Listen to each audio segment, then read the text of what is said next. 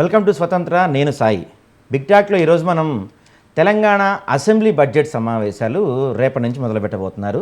అయితే ఈ నెల 12 నుంచి ఈ సమావేశాలు ప్రారంభం కాబోతున్నాయి. 19 లేకపోతే 20వ తేదీ బడ్జెట్ పెడతారంట, వార్షిక బడ్జెట్. ఇక ఈ సమావేశాల నేపథ్యంలో అస్త్రశస్త్రాలతో సిద్ధమవుతున్నాయి అధికార విపక్షాలు. ప్రత్యేకించి చాలా రోజుల తర్వాత సభకు మాజీ సీఎం కేసీఆర్ వస్తున్నారు. ఇది ఇప్పుడు హైలైట్ టాపిక్ అవుతుంది. ఇక ఇప్పటి ఈ సభలో అనుసరించాల్సిన వ్యూహంపై తమ పార్టీ ప్రజాప్రతినిధులకు దిశానిర్దేశం చేశారు గులాబీ బాస్. 6 గ్యారంటీలకు సంబంధించి బడ్జెట్లో కేటాయింపులపై ప్రశ్నించడం సహా ఇతర అంశాల్లో సర్కారును ఇరుకొని పెట్టే వ్యూహం రచించారు. మరి ప్రభుత్వం బడ్జెట్ సమావేశాలకు ఎలా సిద్ధమైంది, ప్రతిపక్షాన్ని ఎదుర్కొనేందుకు ఎలా ముందుకెళ్లబోతుందన్న దానిపై చర్చను ఇవాళ బిగ్ టాక్లో చూద్దాం.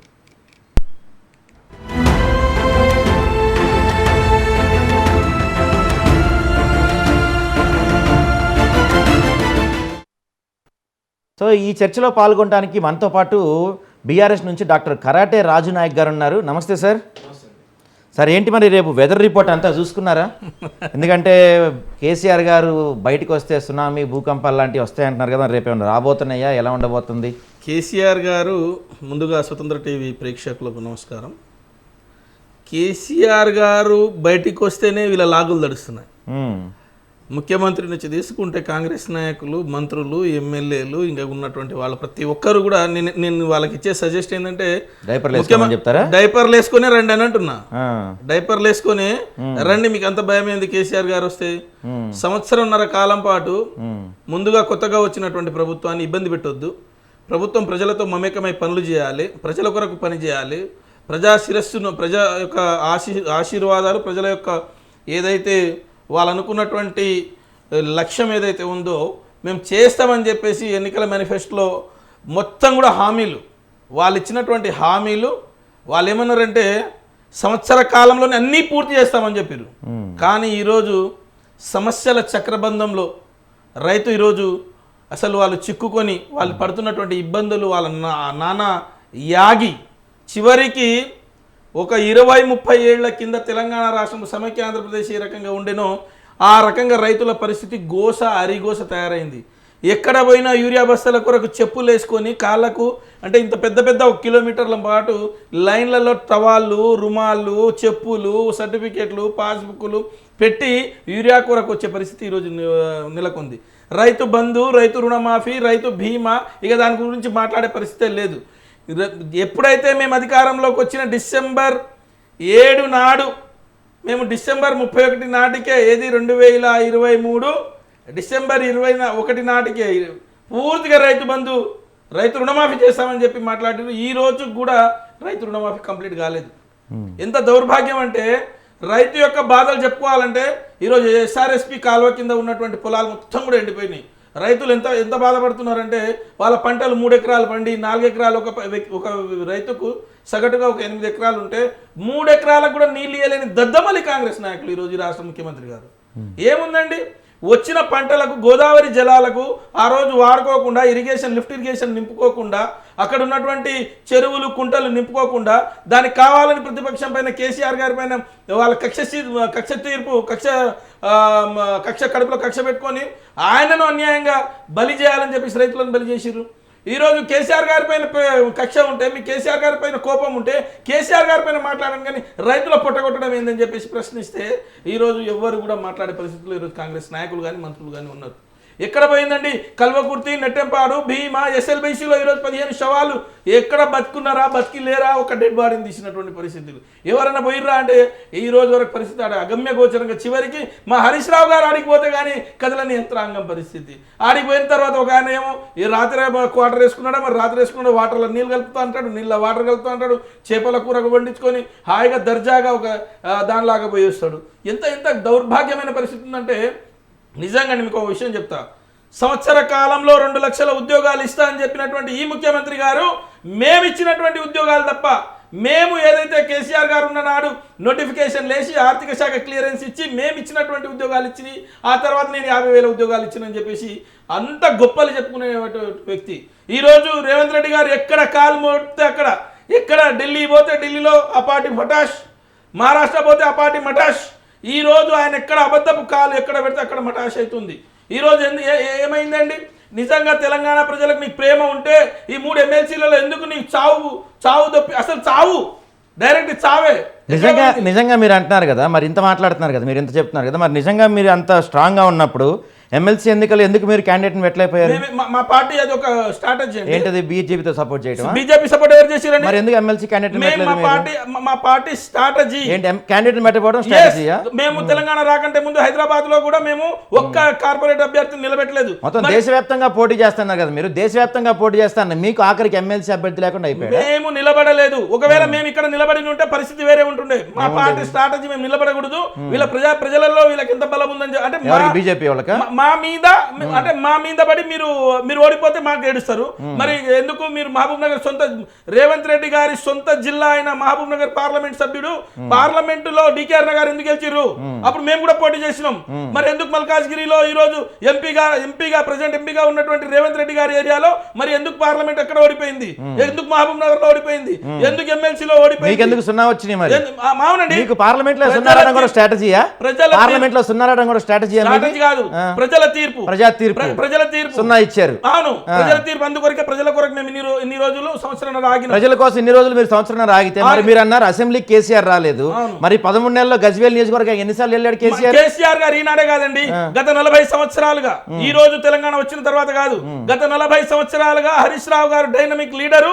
గజ్వేల్ నుండి, సిద్దిపేట నుండి, సిరిసిల్ల నుండి ఎప్పుడు చూసినా కూడా రాష్ట్రము, దేశ రాజకీయాలు, రాష్ట్ర రాజకీయాలు మొత్తం కేసీఆర్ గారు తెలంగాణ ఉద్యమం కొరకు తిరిగితే ఇక్కడ ఉన్నటువంటి కేసీఆర్ హరీష్ రావు గారు ఆ యొక్క కాన్స్టిట్యున్సీని, ఆ నియోజకవర్గాలను బాధ్యత తీసుకొని ఈ రోజు వరకు ఎవరికి ఇబ్బంది రాకుండా మీరు అన్నట్టు అప్పుడు సీఎం గా ఉన్నారు కాబట్టి ఓకే. ఇప్పుడు ఆయన సీఎం గా లేరు కదా, ప్రతిపక్ష నాయకుడి హోదా నిర్వహించట్లేదు. ఇప్పుడు ఆయనకి నెలకి దాదాపుగా 4,30,000 రూపాయలు శాలరీ వస్తాయి. ఆయనకి 2 లక్షలు అసెంబ్లీ ఎమ్మెల్యేకి ఇచ్చే శాలరీ, 2 లక్షలు అసెంబ్లీ నియోజకవర్గానికి నిధుల కింద దాదాపు ప్రతి నెల 4,30,000 శాలరీ వస్తుంది కేసీఆర్కి. మరి ఆ శాలరీ మొత్తం తీసుకెళ్ళి హరీష్ రావుకి ఇవ్వచ్చుగా. కేసీఆర్ దేనికి? కేసీఆర్ గారు దేశ రాజకీయాలకు, రాష్ట్ర రాజకీయాలకు, తెలంగాణకు జాతిపిత అండి. దేశ రాజకీయాలకు కూడా జాతిపిత. దేశ రాజకీయాల్లో తెలంగాణ రాష్ట్రాన్ని తీసుకురావడంలో జాతిపిత అంటున్నా. తెలంగాణ రాష్ట్రాన్ని తీసుకురావడంలో ఈ రోజు ఘనుడు, తెలంగాణ రాష్ట్రాన్ని ఒక సూర్యుడు. తెలంగాణ రాష్ట్రం అందుకే ప్రజలు సున్నా ఇచ్చారా? సున్నా ఎవరు ఇవ్వలేదండి. మరి సున్నా ఎవరు ఇచ్చారు? మీరే అన్నారు ప్రజా తీర్పు అని. మాకు ఒక్క సీట్ కూడా లేనటువంటి పరిస్థితి కూడా గతంలో ఉండే. మేము 0 నుంచే స్టార్ట్ చేసినాం. 0 నుంచి స్టార్ట్ చేసి దేశ రాజకీయాలను శాసించి పార్లమెంటులను తలను కిందికి దించి ఆ రోజు నుంచి తెలంగాణ రాష్ట్రాన్ని ఏర్పాటు చేసుకున్నాం. కాంగ్రెస్ పార్టీ ఇచ్చుడేందండి. కాంగ్రెస్ పార్టీ ఇస్తే 1969లో 369 మందికి ఎందుకు హత్య చేసింది? మరి మీరు అన్నట్టు మొన్న 2014లో ఎంతమంది ఎంపీలు ఉన్నారు? చెప్తానండి. ఒక్కరితోటే ప్రారంభమైనటువంటి ఈ చిమ్మ చీకటిని చీల్చినటువంటి సూర్యుడే కేసీఆర్ గారు అని చెప్పినాం మేము. ఈనాడే కాదు మేము చెప్పింది. 1969లో 369 మందిని హత్య చేసింది ఎవరు? పోలీసులు లాఠీలకు, తుపాకీ తుటాలకు బలిదానాలు ఇచ్చినటువంటి చరిత్ర ఈ రోజు కాంగ్రెస్ పార్టీ ఆ రోజు చంపింది. ఆ తర్వాత ఎందుకు భారతదేశానికి స్వాతంత్రం వచ్చిన 1947లో మనకి ఎందుకు ఇక్కడ 18 రాష్ట్రాలే ఉండే, ఎందుకు సంస్థానాలు ఉండే, మరి రాష్ట్రాలు ఎందుకు పెంచినాయి అంటే ఆర్టికల్ 3 చెప్పేది అదే. మరి అదే కేసీఆర్ తెలంగాణ నోటిఫికేషన్, అది తెలంగాణ వచ్చిన వెంటనే సోనియా గాంధీ ఇంటికి వెళ్ళి సోనియా గాంధీకి ఎందుకు నమస్కారం పెట్టి వచ్చారు? ఎందుకు కుటుంబం మొత్తం కలిసి వచ్చారు? ఎందుకు బాధ్యత? మొత్తం మీరే తెచ్చారు కదా, మొత్తం మీరే చేశారు కదా. మరి సోనియా గాంధీ దగ్గరికి వెళ్ళటం దేనికి? మీరు 100 సార్లు కేసీఆర్ గారు చెప్పారు. దయచేసి నేను ఏం చెప్తున్నా అంటే, కేసీఆర్ గారు ఏం చెప్పారు? అవసరమైనప్పుడు ప్రజాస్వామ్యయుతంగా మేము కొట్లాడి తెలంగాణ రాష్ట్రాన్ని తీసుకొచ్చినాం. మాకు ఒకవేళ అధికారంలో ఉన్నప్పుడు అది ఎవరు ఉన్నా కూడా, ఎవరు లేకున్నా కూడా వాళ్ళను గౌరవించుకొని, గుర్తించుకొని వాళ్ళకి నమస్కారం చేసే సంస్కారం నేర్పినటువంటి ఈ తెలంగాణ చరిత్ర, ఆ సంస్కారమే మాకు నేర్పింది. ఒక్క నిమిషం. మనతో పాటు ఇదే డిబేట్ లో పాల్గొనడానికి కత్తి వెంకటస్వామి గారు ఉన్నారు, కాంగ్రెస్ పార్టీ నుంచి. నమస్తే వెంకటస్వామి గారు. చెప్పండి. సో వెంకటస్వామి గారు చూస్తున్నారు ఇందాక నుంచి. ఇప్పుడు కరాటే రాజు గారు అయితే మొత్తం అసలు కాంగ్రెస్ పార్టీ పూర్తిగా ఫెయిల్ అయిపోయింది 1 ఇయర్లో. అంతేకాకుండా తెలంగాణ, సరే ఆ టాపిక్ పక్కన పెడదాం, పూర్తిగా ఫెయిల్ అయిపోయింది కాంగ్రెస్ పార్టీ 1 ఇయర్లో. రేపు కేసీఆర్ గారు అసెంబ్లీకి రాబోతున్నారు. అసెంబ్లీకి కేసీఆర్ వస్తున్నారు కాబట్టి రేపు రేవంత్ రెడ్డి వీళ్ళంతా డైపర్లు వేసుకొని రావాలి అని చెప్తున్నారు. మరి ఏమంటారు మీరు దీనికి? తెలంగాణలో సామెత ఉన్నది, మోటు సామెత. నేను లేస్తే మనిషిని కాదని, నేను మనిషిని కాదని అంటాడు ఒక ఆయన. ఆయన లేవడు, ఆయన మనిషి కాదు. కేసీఆర్ పరిస్థితి కూడా అదే. నేను లేస్తే మనిషిని కాదు, నేను వస్తే మనిషిని కాదు, నేను వస్తే అసెంబ్లీ అదిరిపోతుంది. ఇంకా అదిరి కొట్టేటోడు ఇన్నాళ్ళు ఎక్కడ పడుతున్నాడు పాపం. రానియండి, మేమే మా ముఖ్యమంత్రి గారు 1కి 100 సార్లు చెప్తున్నారు, రాయి ఆ బాబు అనుభవం ఉన్నది నీకు, ఉమ్, 10 ఏళ్ళు ఈ రాష్ట్రాన్ని పాలించినవు. ఉమ్, సరే, ఏం ఏం చేసింది ఏంటని ప్రజలు నిర్ణయం చేస్తుంది. మేము అనడం కంటే ఎక్కువ ఉమ్, ప్రజలు మీకు సరదా అవుతుందా లేకపోతే ఆదరించిందా అనేటువంటిది ఈ ప్రజలకు వదిలేద్దాం. ఓకే. ప్రజలు ఏదో ఒక నిర్ణయం తీసుకున్నారు, మేము అధికారం చేస్తున్నాం. అండ్ అదే కన్స్ట్రక్టివ్ కన్స్ట్రక్టివ్ పార్టీగా ఉమ్, ఒక బాధ్యతాయుతమైనటువంటి ముఖ్యమంత్రిగా ఉమ్, ఆయన ఏం చెప్పిందంటే, వచ్చి మీ అనుభవాన్ని మాకు షేర్ చేయండి ఉమ్, అని ఆహ్వానించింది. ఇంతకంటే పాజిటివ్ డెమోక్రటిక్ సిస్టమ్ ఎక్కడుంటో చెప్పండి. ఉమ్, బట్ ఈ ఫాలో ఉమ్, ముఖ్యమంత్రిగా ఉన్న రేవంత్ రెడ్డి గారు కానీ, లేకపోతే మా ప్రజాప్రతినిధులు మిగతా వాళ్ళు కానీ, చంద్రశేఖరరావు గారు అసెంబ్లీకి రావాలి, మాట్లాడాలి. వారు ఏం మాట్లాడినా కూడా దానికి సమాధానం చెప్పగలిగే స్థితిలో మేము ఉన్నాము. మేము చేసే పని మంచిగానే ఉన్నాయనేటువంటి ప్రజల యొక్క ఆశీర్వాదం ఉన్నది. మాకు 5 ఏళ్లకు ఇప్పుడు ఆయన వచ్చి కూర్చున్నంత మాత్రాన, లేకపోతే ఆయన విమర్శించినంత మాత్రాన రేపు మళ్ళా ఏదో రెఫరెండం పెట్టి 5 ఏళ్ళ లోపు మమ్మల్ని దించేదైతే లేదు కదండి. ఉమ్, 5 ఏళ్ళు మేము మంచి చెడు చేసిన 5 ఏళ్ళు అయితే మేము ఉమ్, పాలకులుగా ఇక్కడ కొనసాగుతాం. ఓకే. 5 ఏళ్ళ తర్వాత ప్రజలు ఇప్పుడు ఎవరమైనా అహంకారం అక్కర్లేదు సార్. ఉమ్, ప్రజలు న్యాయ నిర్ణేతలు. ఓకే. ప్రజలే ఏం చేసిన వాళ్ళు అధికారం ఇచ్చినా అధికారం తీసుకున్నా ఉమ్, ప్రజలే ఓటర్సే చేస్తారు. ఓకే. So okay. ఆ ప్రజాస్వామ్యాల మీద మాకు నమ్మకం ఉంది కాబట్టే ఉమ్, మీలాగా ప్రతిపక్షాన్ని కకావికలు చేసేసి అసలు అసెంబ్లీలో ప్రతిపక్షం అంటూ లేదు Okay. లేకుండా చేయడం, దాంతో ఒక దళిత బిడ్డకు ఎల్ఓపి రాకుండా చేసినటువంటి దుర్మార్గమైనటువంటి పాలన కదండి. ఉమ్, ఒక దళిత బిడ్డను ఎల్ఓపిగా ఉంచితే ఓర్వలేక ఒక దళితునికి, ఒక ముఖ్యమంత్రికి ఎదురుగా దళితుడు ఎల్ఓపిగా కూర్చుంటాడా అని చేసినటువంటి కుట్రలో భాగంగానే కదా 12 మంది ఎమ్మెల్యేలను తీసుకొని అది విలీనం అయిపోయిందని ఓకే. దేశంలో ఓకే. ఎక్కువ ఓకే, ఒక్క నిమిషం అండి వెంకటస్వామి గారు, ఒక్క నిమిషం. సో ఈ అంశంపై మనతో చర్చలో పాల్గొనడానికి బీజేపీ నుంచి వెంకటరెడ్డి గారు కూడా పాల్గొంటున్నారు. నమస్తే వెంకటరెడ్డి గారు. నమస్తే అండి. సో వీళ్ళిద్దరూ ఏంటంటే ఇప్పుడు రేపటి నుంచి అసెంబ్లీ సమావేశాలు స్టార్ట్ అవుతున్నాయి. ఒకరికొకళ్ళు ప్రతివాదాలు చేసుకుంటున్నారు. మేము ఇంత అని చెప్పుకుంటున్నారు. మీ స్టాండ్ ఏంటి రేపు మరి అసెంబ్లీలో?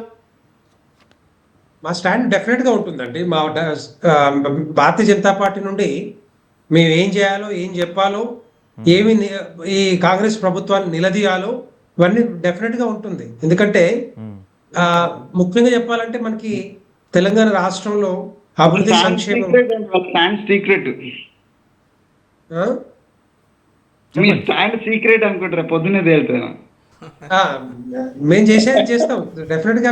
మాకు కావాల్సింది ఏంటంటే తెలంగాణ రాష్ట్ర అయితే వెంకటరెడ్డి గారు ఒక మాట, వెంకటరెడ్డి గారు ఒక మాట తీసుకెళ్ళాలి. వెంకటరెడ్డి గారు ఏమి చెప్పినా కూడా మేము వినడానికి సిద్ధంగా ఉన్నాం. కాదు వెంకటరెడ్డి గారు ఒక్క మాట. ఇందాక మన డాక్టర్ కరాటేరాజు గారు మాట్లాడుతూ డైపర్లు వేసుకొచ్చుకోమంటున్నారు. రేపు అందరూ రెడీ చేసుకుంటారు డైపర్లు. మరి మాట్లాడక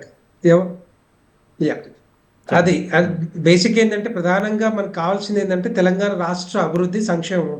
ఈ రెండు పేరు చెప్పుకోనే కదా ఈ రోజు కాంగ్రెస్ ప్రభుత్వం అధికారంలోకి వచ్చింది. ఇదే కాంగ్రెస్ ప్రభుత్వం మరి ఈ ఇచ్చిన హామీలు ఏవైతే ఉన్నాయో వృద్ధులకి, మహిళలకి, విద్యార్థులకి, నిరుద్యోగులకి, రైతులకి, రైతు కూలీలకి ఏవైతే ఉన్నాయో 13 అంశాలు, అవన్నీ కూడా కంప్లీట్ కాకుండా ఏదో రోజు ఒక స్టేట్మెంట్ రిలీజ్ చేసుకుంటూ టైం పాస్ చేసే పార్టీ కాంగ్రెస్ పార్టీ మనకు అందరు తెలుసు.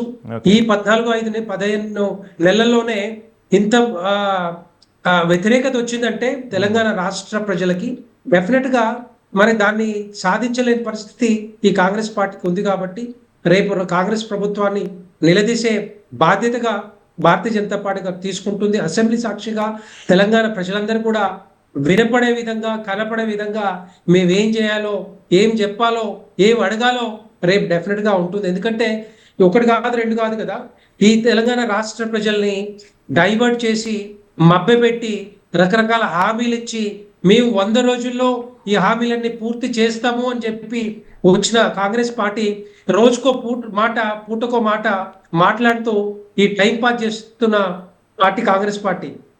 గత 10 సంవత్సరాలు బీఆర్ఎస్ పాలన చూసాం.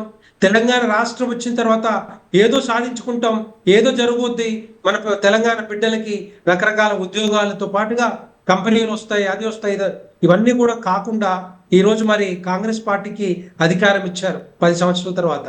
దాన్ని ఏ విధంగా ముందు తీసుకెళ్లాలో తీసుకోబోకుండా రోజుకో మాట చెప్పుకుంటూ ఇవంతా కూడా టైం పాస్ చేసే రాజకీయ అంశాలు ముందుకు తీసుకొస్తున్నది తప్పితే తెలంగాణ రాష్ట్ర అభివృద్ధి ఎక్కడ జరగట్లేదు.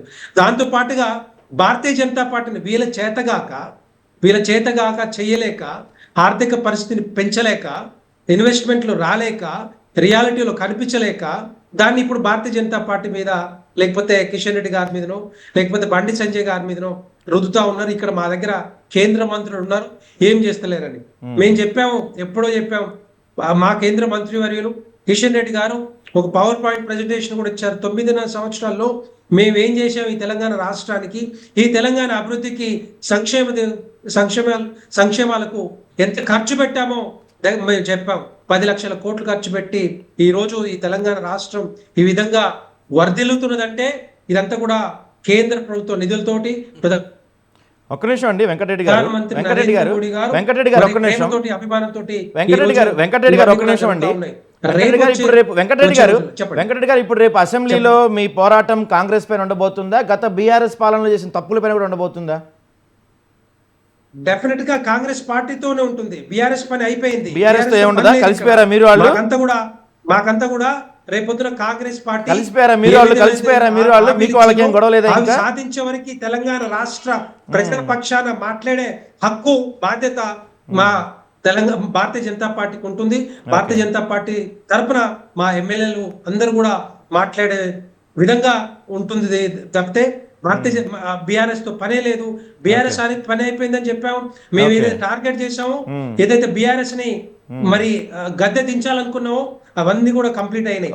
రేపొద్దున వీళ్ళకి టైం ఇద్దాం అనుకున్నాం కానీ ఈ 15 నెలల్లో వీళ్ళు చేసేది ఏం లేక మరి చేతులు ఎత్తేసిన పరిస్థితి ఈ కాంగ్రెస్ ప్రభుత్వం తీసుకుంది. కాబట్టి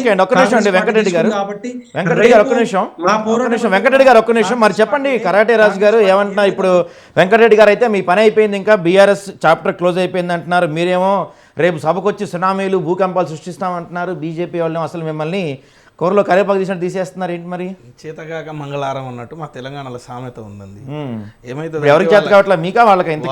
8 మంది ఎంపీలు, 8 మంది ఎమ్మెల్యేలు. సరే ఎమ్మెల్యేలు అయితే వాళ్ళు ఏం చేయలేక చివరికి వాళ్ళే మాట్లాడుకుంటున్నారు, మేమేం చేయలేమని చెప్పేసి తెలంగాణ రాష్ట్రంలో.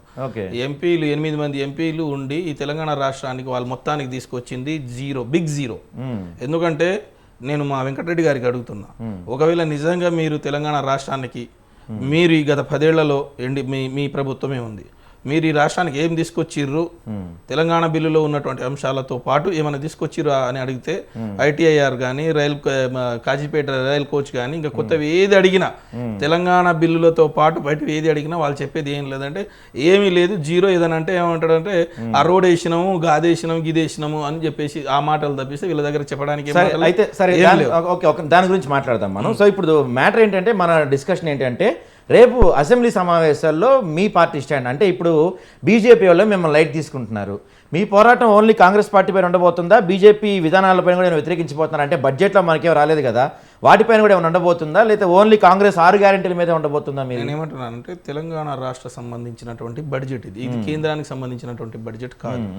దట్టు ఈ తెలంగాణ రాష్ట్రాన్ని పరిపాలిస్తున్నటువంటి కాంగ్రెస్ ప్రభుత్వం గతంలో ఎలక్షన్ మేనిఫెస్టోలో ఇచ్చినటువంటి హామీలు ఏంటి, ప్రస్తుత తెలంగాణ రైతాంగ సమస్యలు ఏ ఇబ్బందులు ఎదుర్కొంటున్నారు, అసలు తెలంగాణ రైతాంగమైన పెన్షన్దారుల, విద్యార్థులు, నిరుద్యోగులు, యువకులు ఎక్కడెక్కడైతే ఉన్నారో వాళ్ళు ఎవరు ఎన్ని సమస్యలు ఎదుర్కొంటున్నారనేది అసెంబ్లీ వేదిక ప్రజల తరపున ప్రజా గొంతుకను వినిపించడానికి అన్ని సర్వసిద్ధం కావడానికి రేపు పోతున్నాము. ఖచ్చితంగా తెలంగాణ ప్రజాక్షేత్రంలో వీళ్ళు ఏవైతే మాటలు చెప్పిరో ఆ మాటలకు ఒక్కటన్నా కట్టుబడి ఉన్నారా అని చెప్పేసి కడగబోతున్నాం వీళ్ళని. ప్రజల పక్షాన వీళ్ళని కడిగి ఉతికి ఆరేస్తాం అక్కడ, దాంట్లో ఎలాంటి అనుమానం అక్కర్లేదు. ఎందుకంటే ప్రజలకు నట్టేట నయామోసం చేసినటువంటి ఈ ప్రభుత్వాన్ని ఖచ్చితంగా కడగబోతున్నాం ప్రజల పక్షాన. తెలంగాణ రాష్ట్రం కొరకు పోరాటం చేసినటువంటి వాళ్ళం, తెలంగాణ రాష్ట్రాన్ని సాధించినటువంటి వాళ్ళం, తెలంగాణ ప్రజల పక్షాన రేపు ఖచ్చితంగా వీళ్ళని పోరాడతాం. ప్రజలకు ఏం కావాల్సో తీసుకొస్తాం వాళ్ళు ఇచ్చినటువంటి హామీల ప్రకారం. వెంకటస్వామి గారు ఎందుకంటే ఒక్క నిమిషం అండి నాకు చెప్పాలి, ఎందుకంటే మా గౌరవ వెంకటస్వామి అన్న మా ప్రొఫెసర్ మాట్లాడే ముందు మేము చెప్పే నేను అడిగే ప్రశ్నలకు సమాధానం ఇస్తే బాగుంటుంది. వెంకటస్వామి గారు వింటున్నారా అండి మీరు? ఎందుకంటే మాకు గతంలో మాకు అందరికి కూడా ఒక రోల్ మోడల్గా ఉన్నటువంటి వెంకటస్వామి గారు సమాధానాలు చెప్పకుండా ఏదో మళ్ళీ మాయ మాటలు చెప్పి కథలు చెప్పి పిట్ట కథలు చెప్పి పక్కకు పోతే బాగుండదు. నేనేమంటున్నానంటే మీరు హామీలు ఇచ్చిర్రు, కామారెడ్డి డిక్లరేషన్లో బీసీ రిజర్వేషన్లకు ఇచ్చిర్రు, సంవత్సర కాలం పూర్తయిపోయింది. రేపు స్థానిక సంస్థల ఎన్నికలకు మీరు డిక్లరేషన్ ప్రకారం కామారెడ్డి డిక్లరేషన్ ప్రకారం బీసీ రిజర్వేషన్ ఇచ్చిపోతారా, ఇవ్వకుండా పోతారా? Number 1 point. నెంబర్ 2, సుప్రీంకోర్టు ఆదేశాల మేరకు ఎస్సీ వర్గీకరణ కంప్లీట్ చేస్తారా చేయరా ఈ అసెంబ్లీ బడ్జెట్ సమావేశంలో? అప్పటి వరకు కంప్లీట్ చేస్తారా లేదా? ఇప్పుడు వచ్చే నోటిఫికేషన్ లో మీరు బీసీలకు ఎస్సీలకు ఎస్టీలకు ఉన్నటువంటి ఎస్టీలకు 12% అన్నారు, ఎస్సీలకు 18% అన్నారు, బీసీలకు మీరు అన్నటువంటి ఈ డిక్లరేషన్లు కామారెడ్డి డిక్లరేషన్ ప్రకారం నోటిఫికేషన్లు కొత్తవి ఇస్తారా ఇయ్యారా అని అడుగుతున్నా. మీరు మేనిఫెస్టోలో చెప్పినట్టు ప్రకారం సంవత్సర కాలంలో 2 లక్షల ఉద్యోగాలు అన్నారు, 15 నెలలు అయిపోయింది, 1,52,000 కోట్ల రూపాయల అప్పు తీసుకొచ్చి మీరు చేపట్టినటువంటి ఒక్క సంక్షేమ కార్యక్రమం తెలంగాణ రాష్ట్రంలో ఏదైనా ఉందా? 1,52,000 కోట్ల రూపాయలు ఎవరి జోబుల్లో పోయి ఎక్కడ పోయినాయి? మీరు రైతు బంధు ఇప్పటివరకు కంప్లీట్ చేసింది ఎంత? రైతు రుణమాఫీ కంప్లీట్ చేసింది ఎంత? మీరు ఇప్పుడు ఉద్యోగాలు కంప్లీట్ చేసింది ఎంత? ఇస్తామన్నది ఎంత? దీనికి సమాధానం చెప్తే దీంతో పాటుగా ఎలక్షన్స్ అప్పుడు ప్రధానంగా మరి కేసీఆర్ పైన కేటీఆర్ పైన కేసులు ఉన్నాయిగా, వాటి గురించి కూడా అసెంబ్లీలో వెంకటస్వామి గారు మరి మీరు చెప్పండి, మీరు ఏం చేయలేదు, అన్ని కాకమ్మ కబుర్లు పెట్ట కథలు చెప్పడం తప్ప మీరు చేసింది ఏం లేదు అంటున్నారు. మరి రాజుగారు కరాటి రాజు గారు ఏమంటారు మీరు? మరి చెప్పండి. వెంకటస్వామి గారు మిమ్మల్ని మరి అంటున్నారు, ఈయన కరాటే రాజు గారు మీరు పెట్ట కథలు చెప్పి వెళ్ళిపోకండి, దమ్ముంటే నా ప్రశ్నలకు సమాధానం చెప్పండి అంటున్నారు. మరి ఏంటి మీ సమాధానం? ఏమంటారు? మీరు పిట్ట కథలు చెప్పి కాకమ్మ కథలు చెప్పి తప్పించుకుంటున్నారు తప్పించి నా ప్రశ్నలకి సమాధానం చెప్పండి దమ్ముంటే అని కరాటే రాజు గారు సవాల్ చేస్తున్నారు మీకు. కరాటే రాజు కరాటే బాగా చేస్తాడేమో అందుకని దమ్ములు గిమ్ములు అంటుండే, కానీ దమ్ములు ఎందుకు మాట్లాడండి. కానీ మనము ఒక అర్థవంతమైనటువంటి చర్చ కోసం కూర్చోం ఇక్కడ. ఎవడు దమ్ము ఏంది అని ఊకే ఆ కేటీఆర్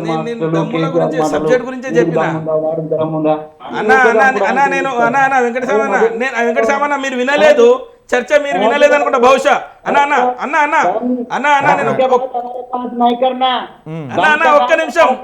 ఒక్క నిమిషం అన్న, నీ వినలే. అది కాదు, మీరు వినకుండా మీరు రెస్పాండ్ అవుతున్నారు, వినకుండా మీరు రెస్పాండ్ అవుతున్నారు. నేను చెప్పేది విను. కేసీఆర్ కు 24 గంటలు అండగా నిలబడి ప్రతి వివాహాలు ఇచ్చి మాన్కోట మా యుద్ధం నడిపి సాగర ఆరం నడిపినటువంటి ఏది సిద్దిపేట ఉద్యోగ గర్జన నడిపే కచ్చెంకర్తాన్ని కూర్చొని వెంకటస్వామి గారు ఒక్క నిమిషం అండి. వెంకటస్వామి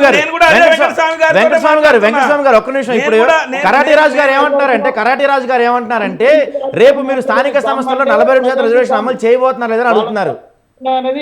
నా ప్రశ్నలు వినకుండా వెంకటస్వామి గారు నా ప్రశ్నలు వినకుండా 20,000 కోట్ల రూపాయలు రైతుల ఖాతాలో పడుతుంటే నీకు పిట్టకథలు అనిపిస్తుందా బాయ్సాబ్? పిట్టకథలు అంటే మేము పిట్టకథలు చెప్తే పైసలు పడకుంటే అనాలి. మీరు రైతుల ఖాతాలలో డబ్బులు పడ్డాయా లేదా? ఎన్ని పడ్డాయి ఇప్పటి వరకు? ఏ నియోజకవర్గానికి పోదామో పోదాం ఇదే స్వతంత్ర టీవీని తీసుకోపోదాము. మా కాంగ్రెస్ నాయకులు వస్తారు, నేను మా హరీష్ రావు గారిని తీసుకొని వస్తా, మీరు రేవంత్ రెడ్డి గారిని తీసుకొని రండి, నేను హరీష్ రావు గారిని తీసుకొని వస్తా. ఏంటి సిద్ధమా మరి వెంకటస్వామి గారు? రైతు భరోసా గాని రైతుల యొక్క అకౌంట్ల పడ్డాయా లేదా క్రాస్ చెకింగ్ కు దమ్ము అంటున్నారు కదా, మనం ఫీల్డ్ మీదకి పోదాం టుగెదర్ అలాంగ్ విత్ స్వతంత్ర టీవీ. అదే అంటున్నారు మన కరాటే రాజు గారు కూడా అదే అంటున్నారు, హరీష్ రావుని తీసుకొస్తా, మీరు ఎవరైనా తెస్తారంటున్నారు. మరి ముఖ్యమంత్రిని తీసుకురామని చెప్పి వాళ్ళ ఊరికే పోదాం, ముఖ్యమంత్రి ఊరికి కొండారెడ్డిపల్లికి. నేను ఇక్కడ ఏమంటున్నా, కల్వకుర్తి పక్కన ఉన్నటువంటి కొండారెడ్డిపల్లికి మీరు నేను స్వతంత్ర టీవీ హరీష్ రావు గారు ముఖ్యమంత్రి గారు కలిసిపోదాం. ఏంటి సిద్ధమా వెంకటస్వామి గారు? విను, నేనేమంటున్నా రాజు గారు, మనం అందరం కలిసి బీజేపీ మిత్రులు కూడా ఉన్నారు కదా, మీరు కూడా ఉన్నారు కదా, మేము కూడా ఉన్నాం కదా, పత్రిక వాళ్ళను మీడియా వాళ్ళని తీసుకొని షాంపిల్ గా మీరు ఏ గ్రామాలు చెప్తారో ఏ వెంకటస్వామి గారు ఒక్క నిమిషం,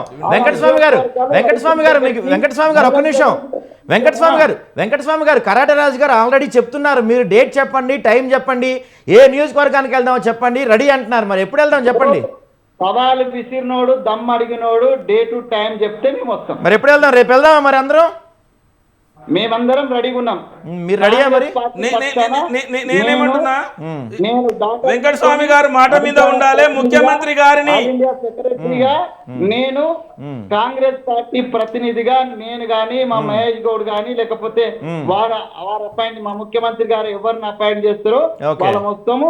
మీరు ఆల్రెడీ ముఖ్యమంత్రి గారు చెప్పినారు, మీరు day to time, even Kishan Reddy గారిని కూడా ఆహ్వానించినారు కదా.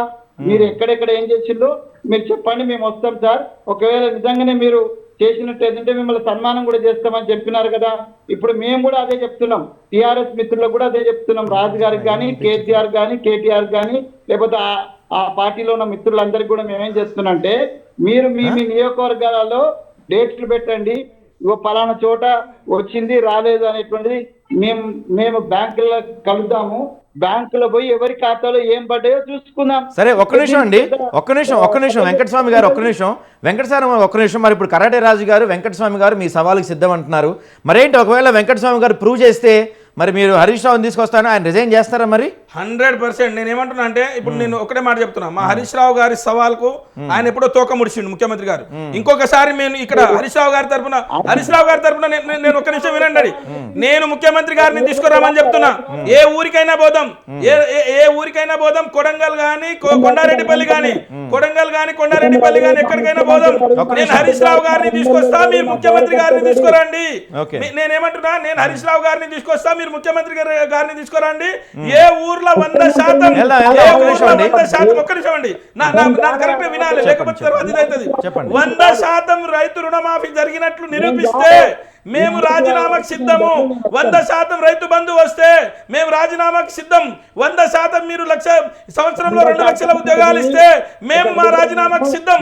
మీ ముఖ్యమంత్రి రాజీనామా చేయడానికి సిద్ధపడతాడా లేదా? మీ ముఖ్యమంత్రి రాజీనామాకు సిద్ధపడతాడా లేదా? రాజుగారు ఒక్క నిమిషం. సో వెంకటస్వామి గారు, రాజుగారు రెడీ అంటున్నారు. మరి స్వతంత్ర టీవీ తరఫున మనం ఈ రేపు అసెంబ్లీ సమావేశాలు స్టార్ట్ అవుతుంది కూడా 2 రోజుల్లో వెళ్దాం, దానికి మీరు సిద్ధం, వాళ్ళు సిద్ధం అంటున్నారు. బీజేపీ నాయకులు వెంకటరెడ్డి గారు మీరు కంక్లూడ్ చేయండి. మరి ఈ అసెంబ్లీ సమావేశాలతో పాటు వీళ్ళిద్దరు సవాలుకు మీరు కూడా రాబోతున్నారా? డెఫినెట్ గా, ఎందుకంటే కాంగ్రెస్ పార్టీ చెప్పిన హామీలు అయితే ఉన్నాయో, ఇచ్చిన హామీలు ఏవైతే ఉన్నాయో, వాగ్దానాలు ఉన్నాయో, నేను ఇప్పుడు బీఆర్ఎస్ పార్టీ గురించి నేను మాట్లాడాను. ఎందుకంటే వాళ్ళ పాలన అయిపోయింది. బీఆర్ఎస్ పాలన గత 10 సంవత్సరాలు చూసాము. ఇప్పుడు కాంగ్రెస్ ప్రభుత్వం ఈ బాలంతా కూడా కోర్టులో ఎక్కడుందంటే కాంగ్రెస్ పార్టీ కోర్టులో ఉంది, కాంగ్రెస్ ప్రభుత్వం కోర్టులో ఉంది. ప్రభుత్వాన్ని అడగాల్సింది కాంగ్రెస్ ప్రభుత్వాన్ని, ఇచ్చిన హామీలు, వాగ్దానాలు ఇవి ఎప్పుడు కంప్లీట్ చేస్తామని చెప్పేసి ఇప్పుడు రేపొద్దున అసెంబ్లీలో అడగాల్సిన బాధ్యత మరి భారతీయ జనతా పార్టీ తీసుకుంటుంది, మిగతా పార్టీలు కూడా తీసుకోవచ్చు. ఎందుకంటే వెంకటరెడ్డి గారు థ్యాంక్ యూ అండి. ఇది వాళ్ళ డిబేట్. రేపటి డిబేట్లో మళ్ళీ కలుద్దాం. చూస్తున్నాను స్వతంత్ర టీవీ.